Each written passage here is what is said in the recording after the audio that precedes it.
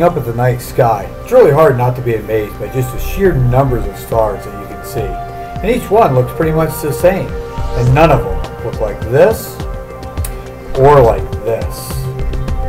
But when we take a closer look at what the night sky actually looks like and take a look at individual stars, we can see that they are going to vary in three important aspects.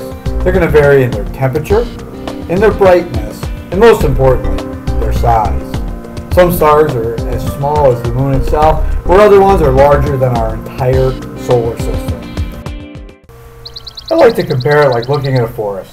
If you and someone else were standing back looking at a forest, and you ask that person to describe what a tree looks like, more than likely they're going to give you some description similar to this. But if we take a closer look at the forest and look at individual trees, we're going to see that they vary greatly. Some are not even trees yet. They're just simply the whirlybird seeds from a maple or an acorn from an oak. Now, if conditions are right, those seeds will turn into young saplings.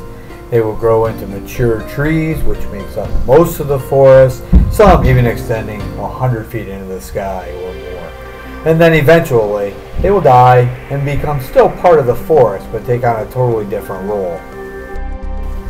Now, although stars are not alive in the biological sense, they definitely will go through some distinct phases from the time that they are formed or born until the time that they run out of fuel and die.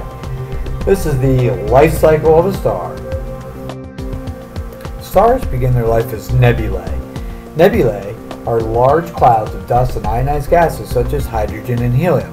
One of the more famous nebula is the Orion Nebula that was first identified in 1619 by a Jesuit mathematician and astronomer.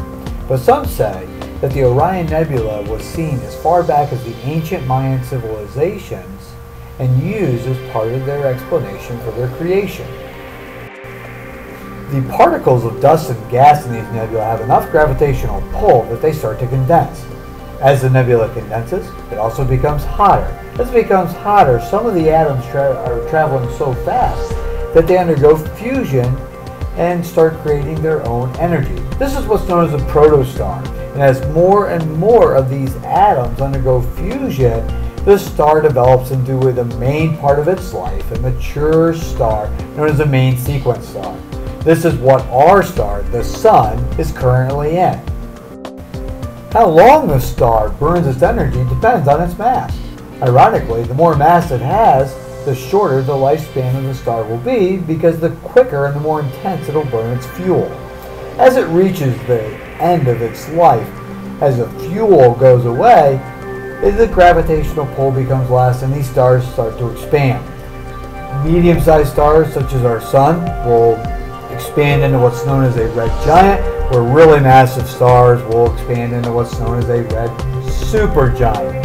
Oftentimes, at the very end, these stars will go through another explosion known as planetary nebula or a supernova. After the explosion, the star once again will use its gravitational pull and condense into a very small structure. Average-sized stars will condense into what's known as a white dwarf, which all of the stars' matter condenses into an object about the size of the Earth. Or even more massive stars will condense even further and into an even smaller structure known as a black hole.